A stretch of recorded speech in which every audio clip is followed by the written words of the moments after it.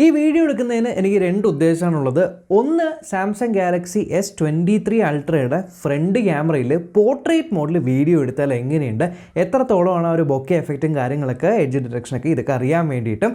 രണ്ടാമത്തേത്, Samsung Galaxy S23 base model. ഈ ഒരു സ്മാർട്ട് ഫോൺ ഇപ്പോൾ ഏകദേശം ഫെബ്രുവരി 2-ാം തീയതി എൻ്റെ കയ്യിൽ കിട്ടിയതാണ്. ഇപ്പോൾ 1 മാസം കംപ്ലീറ്റ് ആയിട്ടുണ്ട്. 1 മന്ത് ആയിട്ട് ഞാനിത് യൂസ് ചെയ്തുകൊണ്ടിരിക്കുകയാണ്. 1 മന്ത് ആയിട്ടുള്ള എൻ്റെ ഒരു എക്സ്പീരിയൻസ് എന്താണ്, പ്ലസ് നിങ്ങൾക്ക് എല്ലാവർക്കുമുള്ള സംശയങ്ങളെല്ലാം ഈ ഒരു വീഡിയോയിൽ തീർക്കാം.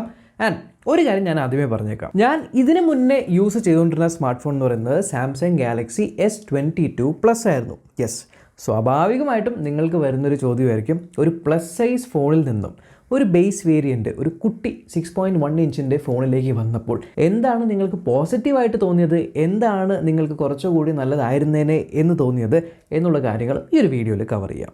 ഞാൻ ഈ ഫോണിൻ്റെ സ്പെക്കും കാര്യങ്ങളെ കുറിച്ച് ഡീറ്റെയിൽഡ് ആയിട്ട് പോകുന്നില്ല. നമ്മൾ ഡീറ്റെയിൽഡ് അൺബോക്സിങ് വീഡിയോ ഇതിന് മുന്നേ നമ്മൾ ചെയ്തിട്ടുണ്ട്. ആ ഒരു വീഡിയോ കണ്ടിട്ടില്ല എങ്കിൽ ഇതിൻ്റെ വിശദമായിട്ടുള്ള എന്തൊക്കെയാണ് മാറ്റങ്ങൾ വന്നിട്ടുള്ളത്, ടെക്നോളജീസ് എന്തൊക്കെയാണ് വന്നിട്ടുള്ളത്, അങ്ങനത്തെ കുഞ്ഞു കുഞ്ഞു കാര്യങ്ങളൊക്കെ പറഞ്ഞിട്ടുണ്ട്. ഇത് ജസ്റ്റ് ഒരു റിവ്യൂ വീഡിയോ ആണ്. ഫസ്റ്റ് ഓഫ് ഓൾ, എൻ്റെ കയ്യിലിരിക്കുന്ന ഈ വേരിയൻറ്റ് ഏതാണെന്ന് പറഞ്ഞേക്കാം. 8GB റാമും 128GB സ്റ്റോറേജിൻ്റെ ഏറ്റവും ബേസ് വേരിയൻറ്റ്, ഏറ്റവും, അതായത് നിങ്ങൾക്ക് S23 സീരീസിൽ തന്നെ ഏറ്റവും വില കുറച്ച് മേടിക്കാൻ പറ്റുന്ന ഫോണാണ്. ഫസ്റ്റ് തിങ്, നിങ്ങൾ ഈ ഒരു 6.1 ഇഞ്ച് ഫോണിലേക്ക് മാറുമ്പോൾ തോന്നുന്നത് നിങ്ങളുടെ കൈക്ക് പെർഫെക്റ്റ് ആയിട്ട് ഫിറ്റ് ആവുന്ന ഒരു ഫോം ഫാക്ടറാണിത്. അതായത് ഇതിൻ്റെ ബിൽഡ് ആയിക്കോട്ടെ ഭയങ്കര അടിപൊളിയാണ്. അതായത് ഗ്ലാസ് ഉണ്ട് മുകളിൽ, ഗ്ലാസ് ഉണ്ട് താഴെ, ആർമർ അലുമിനിയം ആണ് നടുവിൽ. അപ്പോൾ നമ്മളിങ്ങനെ കയ്യിൽ ഹോൾഡ് ചെയ്യുന്ന സമയത്തുണ്ടല്ലോ, ഒരു ഈ ടൈൽസിൻ്റെ ഈ ഒരു ഇതൊക്കെ ഒരു പലകയൊക്കെ, ആ ഒരു ടൈൽസിൻ്റെ പലക കൈ പിടിക്കുന്ന പോലെ ഒരു പ്രോപ്പർ ഫോം ഫാക്ടർ ഫീലാണ്. ആൻഡ് ഇപ്രാവശ്യം ക്യാമറ മൊഡ്യൂൾ കുറച്ചുകൂടെ വലുതാക്കിയിട്ടുണ്ട്. പ്രൈമറി സെൻസർ 50 മെഗാ ആണ്, അതുപോലെ കുറച്ചുകൂടി ഈക്വൽ സൈസാണ്. സോ ദൂരെ നിന്ന് ആൾക്കാർ കാണുമ്പോൾ തന്നെ ആഹാ സംഭവം കൊള്ളാലോ എന്ന് പറയും, ലിറ്ററലി എന്നോട് പറഞ്ഞിട്ടുണ്ട്. സോ പ്രധാനമായിട്ട് എനിക്ക് ഇഷ്ടപ്പെട്ട കാര്യം എന്ന് പറഞ്ഞാൽ ഇതിൻ്റെ ഡിസ്പ്ലേ ആണ്. ഇതിൻ്റെ ഡിസ്പ്ലേ ഇപ്രാവശ്യം S23 സീരീസിലെ എല്ലാ മോഡൽസിലും 1750 നിറ്റ്സിൻ്റെ പീക്ക് ബ്രൈറ്റ്നസ് കൊണ്ടുവന്നിട്ടുണ്ട്. ഏറ്റവും ബ്രൈറ്റ് ആയിട്ടുള്ളൊരു ഡിസ്പ്ലേ, പ്ലസ് സാംസങ്ങിൻ്റെ പഞ്ചി കളേഴ്സ് ഉള്ള ഡിസ്പ്ലേ. ആൻഡ് ബെസൽസ് നിങ്ങൾ കണ്ടില്ലേ, തീരെ ബെസൽസ് ഉണ്ടെന്ന് തന്നെ തോന്നില്ല. ഇതിലെടുത്ത ഫോട്ടോ തന്നെയാണ് കേട്ടോ, ഇതിൽ ബെസലേ ഉണ്ടെന്ന് പറയില്ല, അത്രത്തോളം കുട്ടി ബെസലാണ്. പിന്നെ രണ്ടാമത്തെ കാര്യം ഒബ്വിയസ്ലി ക്യാമറ സാമ്പിൾസ് ഒക്കെ നമ്മൾ കഴിഞ്ഞ അൺബോക്സിങ് വീഡിയോയിൽ കാണിച്ചിട്ടുണ്ട്. ഒരു കാര്യം ഞാൻ പറഞ്ഞേക്കാം, എൻ്റെ S23 അൾട്രയുടെ വീഡിയോ കണ്ടിട്ട് ആ ഒരു അൾട്രയിൽ എടുത്തിരിക്കുന്ന പല ഫോട്ടോസും, അതേപോലെ S23 ബേസ് വേരിയൻറ്റിൻ്റെ വീഡിയോയിൽ എടുത്തിരിക്കുന്ന പല ഫോട്ടോസും കണ്ടു കഴിഞ്ഞാൽ ആ വീഡിയോയിൽ കാണുമ്പോൾ മാത്രമാണ് ഈ ഫോണിലാണല്ലേ എടുത്തതെന്ന് തോന്നുള്ളൂ. അല്ലാണ്ട് സൈഡ് ബൈ സൈഡ് നമ്മൾ നോക്കുമ്പോഴത്തേക്കും S23 ആണോ 23 അൾട്ര ആണോ എന്ന് തോന്നിക്കാത്ത രീതിക്കുള്ള അത്രയും ഒരു എന്താ പറയുക കാലിബ്രേഷൻ കൊണ്ടുവന്നിട്ടുണ്ട്. ശരിയാണ്, മറ്റേതിൽ 200 മെഗാ പിക്സൽ ഉള്ളതുകൊണ്ട് 200 മെഗാ പിക്സൽ മോഡിൽ എടുക്കുമ്പോൾ കുറച്ചുകൂടെ ബെറ്റർ ആയിരിക്കും, ആ കാര്യങ്ങളൊക്കെ ശരിയാണ്. പക്ഷേ ഇപ്പോൾ 3x ടെലിഫോട്ടോ ലെൻസ് വെച്ച് പോർട്രേറ്റ് ഫോട്ടോസൊക്കെ എടുക്കുമ്പോഴല്ലോ എഡ്ജ് ഡിറ്റക്ഷനൊക്കെ ഒരു രക്ഷയില്ല. എഗെയിൻ ഫോട്ടോ സാമ്പിൾസ് കാണണമെങ്കിൽ മറ്റേ വീഡിയോ നിങ്ങൾക്ക് ചെക്ക് ചെയ്ത് നോക്കാം.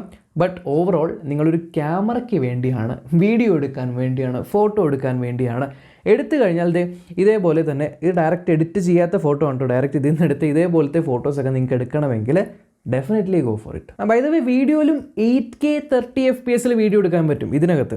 ആൻഡ് ബാക്ക് ക്യാമറ പോലെ തന്നെ ഈക്വലി അടിപൊളിയാണ് ഫ്രണ്ട് ക്യാമറ. 12 മെഗാ പിക്സലിൻ്റെ ഫ്രണ്ട് ക്യാമറയാണ് ഇതിനകത്തുള്ളത്. പക്ഷേ 12 മെഗാ പിക്സൽ ആണെങ്കിൽ പോലും ഇപ്രാവശ്യത്തെ ഇമേജ് സിഗ്നൽ പ്രോസസ്സിങ്, അഥവാ ആ ഒരു ഫോട്ടോ എടുത്തു കഴിഞ്ഞാൽ നമ്മൾ ഈ ഒരു പ്രോസസ്സിംഗ് ഇല്ലേ, ആ പ്രോസസ്സിങ് അടിപൊളിയാണ്. നോർമലി ഇപ്പോൾ നമ്മൾ ഫോട്ടോ എടുക്കുമ്പോൾ പല ആൾക്കാരും വിചാരിക്കുന്നത് ജസ്റ്റ് ഇപ്പോൾ കടയിലൊക്കെ പോയി ഫോൺ എടുക്കുമ്പോൾ ക്യാമറ ഇങ്ങനെ പ്രിവ്യൂ ഓണാക്കും, ഇങ്ങനെ നോക്കിയിട്ട് ക്യാമറ കൊള്ളാം, ക്യാമറ മോശമാണ്, അങ്ങനെ ജഡ്ജ് ചെയ്യരുത് കേട്ടോ. ഇതിനകത്ത് നമ്മൾ പ്രിവ്യൂവിൽ കാണുമ്പോഴത്തേക്ക് ഓക്കെ ഇറ്റ്സ് ഡീസൻ്റ് എന്ന് തോന്നും. പക്ഷേ ക്ലിക്ക് ചെയ്ത് കഴിഞ്ഞ് നമ്മൾ ഗാലറി ഓപ്പൺ ചെയ്യുമ്പോൾ താഴെ ഇങ്ങനെ 3 ഡോട്ട് ഇങ്ങനെ കറങ്ങും പ്രോസസ്സിങ്. ആ പ്രോസസ്സിങ് കഴിഞ്ഞിട്ട് കാണുന്ന ഫോട്ടോ ഉണ്ടല്ലോ, edge detection, colour calibration, lighting, shadows, ഇതെല്ലാം പ്രോപ്പറായിട്ട് ഈവൻ HDR വരെയും കിടിലനായിട്ട് മാനേജ് ചെയ്യുന്നുണ്ട്. ആൻഡ് വേറൊരു കാര്യം, ഇതിൽ ഫ്രണ്ട് ക്യാമറയിൽ നിങ്ങൾ കണ്ടില്ലേ അൾട്രാ HD അഥവാ 4Kയിൽ 60 FPS നിങ്ങൾക്ക് ഫ്രണ്ട് ക്യാമറയിലും വീഡിയോ എടുക്കാൻ പറ്റും. S22 പ്ലസിൻ്റെ ലോങ് ടേം റിവ്യൂ വീഡിയോ ഞാൻ എൻ്റെ സെക്കൻഡ് ചാനലിൽ പോസ്റ്റ് ചെയ്തിട്ടുണ്ടായി കഴിഞ്ഞ കൊല്ലത്തെ, അതായത് ഏകദേശം 1 ഇയർ യൂസ് ചെയ്തിട്ടുള്ള.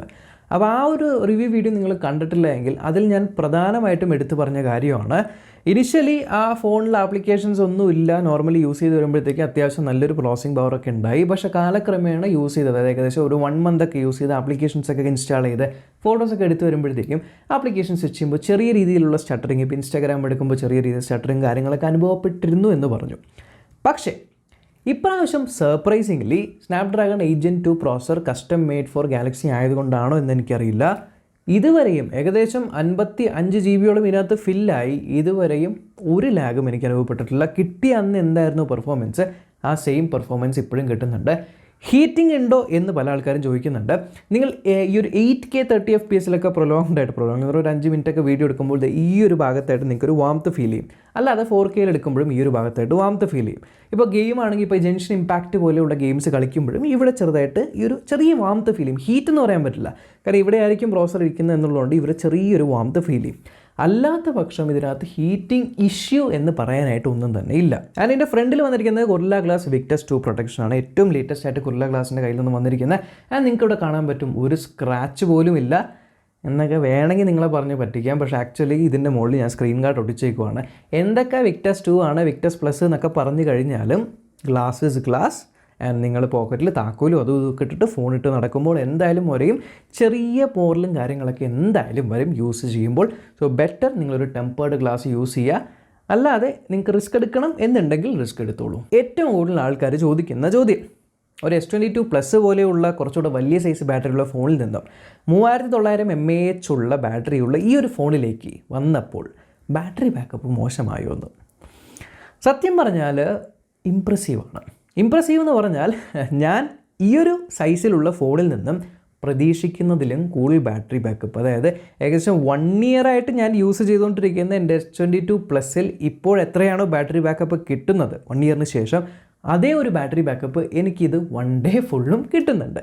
സോ ഞാൻ രാവിലെ ഇത് ചാർജ് ചെയ്തിട്ട് ഹെവി യൂസ് എന്ന് വേണമെങ്കിൽ പറയാം. ഹെവി യൂസ് എന്ന് വേണമെങ്കിൽ നിങ്ങളുടെ ഹെവി യൂസ് എന്താണെന്ന് എനിക്കറിയില്ല. എൻ്റെ ഒരു യൂസ് എന്ന് പറയുകയാണെങ്കിൽ വീഡിയോസ് ഷൂട്ട് ചെയ്യും, ഫോട്ടോസ് എടുക്കും, പിന്നെ വാട്സാപ്പിൽ ചാറ്റ് ചെയ്യുക, ഇൻസ്റ്റാഗ്രാമിൽ റീൽസ് പോസ്റ്റ് ചെയ്യുക, അതേപോലെ ട്വിറ്ററിൽ സ്ക്രോൾ ചെയ്യുക, പിന്നെ ജനറലായിട്ട് നമ്മളെന്താ പറയുക ഈ മെസ്സേജസ് അല്ലെങ്കിൽ യൂട്യൂബിൽ വീഡിയോസ് കാണുക. ഇത്തരത്തിലുള്ള യൂസിൽ നമ്മൾ നോക്കുവാണെങ്കിൽ ഡെയിലി ഏകദേശം ഒരു 7 hours ഓളം നമുക്ക് കഷ്ടി 6 to 7 അല്ലെങ്കിൽ 7 to 8 വരെ മാക്സിമം നിങ്ങൾക്ക് ഇത് ചെയ്യാൻ പറ്റും. ആൻഡ് അന്ന് ഞാൻ പറഞ്ഞ പോലെ ഡൽഹി വന്നൊക്കെ പോയിട്ട് രാവിലെ ചാർജ് ചെയ്തിട്ട് വൈകുന്നേരം വരെയും എനിക്ക് വൈകുന്നേരത്തിൽ രാത്രി വരെ ഏകദേശം 15% വരെയും പിടിച്ച് നിന്നിട്ടുണ്ട്. സോ ബാറ്ററി ബാക്കപ്പ് ഇക്കൊല്ലത്തെ ആ ഒരു ചിപ്സെറ്റിൻ്റെ ഒപ്റ്റിമൈസേഷൻ കാരണമാണെന്ന് തോന്നുന്നു എത്രയോ ബെറ്റർ ആയിട്ടുണ്ട്. S22 Plus S22 കംപ്ലയിൻറ്റ് ചെയ്ത് വെച്ച് നോക്കുമ്പോൾ ഭയങ്കര വർത്തിയാണ്. സോ ഓവറോൾ എൻ്റെ അടുത്ത് ചോദിക്കുവാണെങ്കിൽ ഞാൻ ഈ സ്മാർട്ട് ഫോൺ വെച്ചിട്ട് ടോട്ടലി സാറ്റിസ്ഫൈഡ് ആണ്. ആകെ എനിക്ക് പറ്റിയ ഒരു പ്രശ്നമൊന്നല്ല, എന്താ പറയുക, ഞാൻ S22 യൂസ് ചെയ്ത് ഇങ്ങനെ ഇഷ്ടപ്പെട്ട് വരുമായിരുന്നു. അപ്പോഴാണ് നമ്മുടെ S23 Ultra കിട്ടിയത്. S23 Ultrയിലേക്ക് മാറിയപ്പോൾ കുറച്ചുകൂടെ വലിയൊരു സ്ക്രീനും കുറച്ചുകൂടെ ബെറ്റർ ഫോം ഫാക്ടറും കുറച്ചുകൂടെ ബെറ്റർ ബാറ്ററിയും കുറച്ചുകൂടെ ബെറ്റർ ക്യാമറയും ആ ഒരു S Pen കാര്യങ്ങളൊക്കെ കണ്ടപ്പോൾ നമ്മൾ അതിലേക്ക് മാറിയിട്ട് നമ്മൾ S23യിലേക്ക് വരുമ്പോൾ നമ്മൾ വിചാരിക്കും ഓക്കെ, ചെറിയ രീതിയിൽ ആ ഒരു സ്ക്രീനിൻ്റെ ആ ഒരു സൈസും കാര്യങ്ങളൊക്കെ നമ്മൾ മിസ് ചെയ്യുന്നുണ്ട് എന്ന് തോന്നുമെങ്കിലും നോർമലി ഒരാളുടെ എന്താ പറയുക, ഒരു ചെറിയ കൈയുള്ളൊരു വ്യക്തി, നോർമൽ കൈയുള്ള വ്യക്തിക്ക് അൾട്ര വേണോ 23 വേണോ എന്ന് പറഞ്ഞാൽ എനിക്ക് 23 മതി എന്നേ പറയുള്ളൂ. പിന്നെ വേറൊരു കാര്യം, നിങ്ങൾ എടുക്കുവാണെങ്കിൽ 120 GB ബേസ് വേരിയൻറ്റ് എടുക്കണ്ട, ഇനി അടുത്ത 256 വേരിയൻറ്റ് എടുത്താൽ മതി. കാരണം പലയിടത്തും ഞാൻ കണ്ടു UFS 3.1 സ്റ്റോറേജ് എന്തോ ആണ് ഈ ഒരു 120 GB വേരിയൻറ്റിൽ വരുന്നതെന്നാണ്. UFS 4 അത് കുറച്ചുകൂടെ ഫാസ്റ്റർ ആയിട്ടുള്ള സ്റ്റോറേജ് വരുന്നത് 256 GB ആ ഒരു വേരിയൻറ്റിലാണ്. സോ എടുക്കുവാണെങ്കിൽ ആ ഒരു വേരിയൻറ്റ് എടുക്കുക. ഇതിന് സ്പീഡ് കുറവാണെന്നല്ല കേട്ടോ, സ്പീഡൊക്കെ ഉണ്ട് അത്യാവശ്യം. മറ്റേത് കുറച്ചുകൂടി സ്പീഡായിരിക്കും, കുറച്ചുകൂടി എഫിഷ്യൻ്റ് ആയിരിക്കും. അപ്പോൾ ഇത്രയേ ഉള്ളൂ എൻ്റെ S23 യൂസ് ചെയ്തിട്ടുള്ള എൻ്റെ ഒരു എക്സ്പീരിയൻസ്. ഓവറോൾ കൊള്ളാം. 75,000 rupees കൊടുത്ത് നിങ്ങൾ മേടിക്കണമെന്ന് വെച്ചാൽ S22 ഒക്കെ ഉണ്ടെങ്കിൽ അപ്ഗ്രേഡ് ചെയ്യുവാണെങ്കിൽ ബാറ്ററി ബാക്കപ്പിൻ്റെ കാര്യത്തിലും ഡിസ്പ്ലേയുടെ കാര്യത്തിലും ക്യാമറയുടെ കാര്യത്തിലും നിങ്ങൾക്ക് ഇമ്പ്രൂവ്മെൻറ്റ് തോന്നും. S20 FE അല്ലെങ്കിൽ S21 ഒക്കെ യൂസ് ചെയ്യുവാണെങ്കിൽ നല്ലൊരു അപ്ഗ്രേഡ് ആയിരിക്കും നിങ്ങൾക്ക് S23. പിന്നെ കുറച്ച് നാളുകൂടെ വെയിറ്റ് ചെയ്യുകയാണെങ്കിൽ നിങ്ങൾക്ക് ഓഫേഴ്സ് കിട്ടും, പ്രൈസ് കുറയും. പിന്നെ എക്സ്ചേഞ്ച് ഓഫേഴ്സൊക്കെ ഉണ്ടെങ്കിൽ അതൊക്കെ നോക്കുക. അല്ല നിങ്ങൾക്ക് ഈ വാച്ചും ബഡ്സും കാര്യങ്ങളൊക്കെ വേണമെന്നുണ്ടെങ്കിൽ ഇപ്പോൾ ബണ്ടിൽ ഓഫേഴ്സും കാര്യങ്ങളൊക്കെ ആയിട്ട് നിങ്ങൾക്ക് എടുക്കാവുന്നതാണ്. Overall I'm satisfied. By the way S23 എടുക്കാനുള്ള കാശില്ലാന്നുണ്ടെങ്കിൽ S22 സീരീസിന് അവർ വില കുറച്ചിട്ടുണ്ട്. അത് S22 സീരീസ് ഞാനിവിടെ പ്രൊഡക്റ്റ് ടാഗ് ചെയ്ത് വെച്ചേക്കാം. പിന്നെ നമ്മുടെ S23യുടെ നോർമൽ അൺബോക്സിങ് വീഡിയോയിൽ നിങ്ങൾക്ക് ഇതിൻ്റെ ഫീച്ചേഴ്സും ക്യാമറ സാമ്പിൾസും എല്ലാം കാണാം. അത് ഞാൻ ഇവിടെ കൊടുത്തേക്കാം, നിങ്ങൾക്ക് ഇവിടെ ക്ലിക്ക് ചെയ്ത് കാണാം. സോ നമ്മൾക്കിനി ആ വീഡിയോ കാണാം.